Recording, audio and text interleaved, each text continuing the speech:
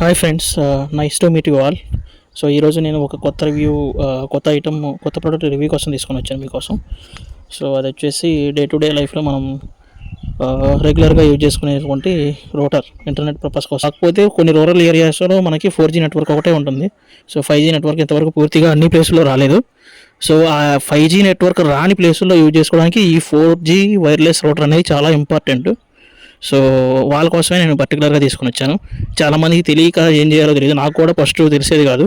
So దానికోసం research చేసి మీకోసం తీసుకొని వచ్చాను. ఒకసారి ఒక లుక్ వేయండి, రండి చూద్దాం. Welcome to day blogger.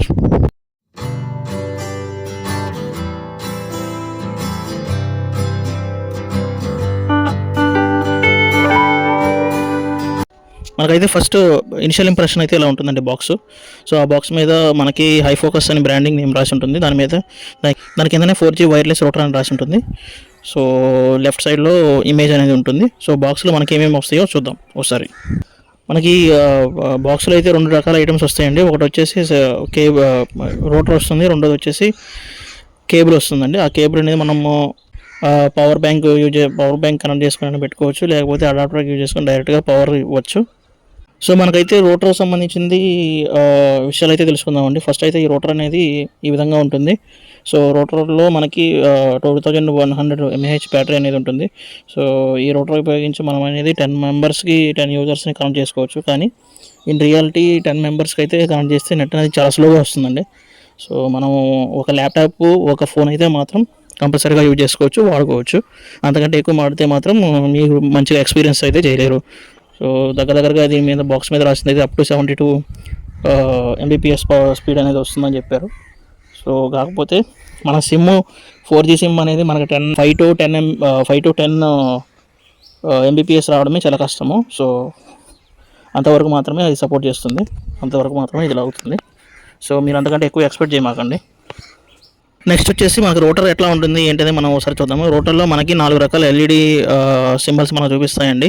ఈ రోటర్లో మనకు ఫస్ట్ది వచ్చేసి ఆ బ్యాటరీ ఎంత ఉన్నది మనకు చూపిస్తుంది. సెకండ్ది వచ్చేసి మనకి వైర్లెస్ సిగ్నల్ అనేది చూపిస్తుంది.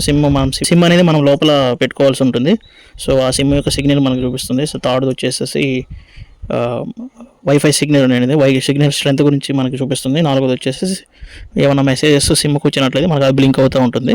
సో ఇవైతే మనం ఇందులో గమనించవచ్చు. ఒక్కసారి మనము రోటర్ని ఓపెన్ చేసినట్లయితే ఈ రోటర్లో మనకి ఈ బ్యాటరీ చూపిస్తుందండి. 2000 mAh బ్యాటరీ ఉంటుంది, చిన్న బ్యాటరీ చూపిస్తుంది. లిథియం, ఇది రీఛార్జబుల్ బ్యాటరీ అండి.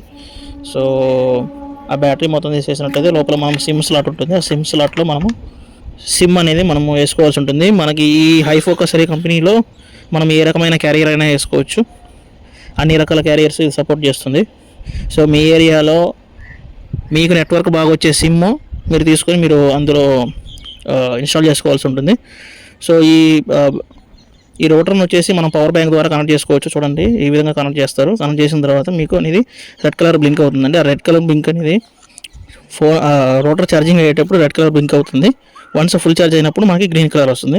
నేను ఒకసారి ఆన్ చేస్తున్నాను చూడండి.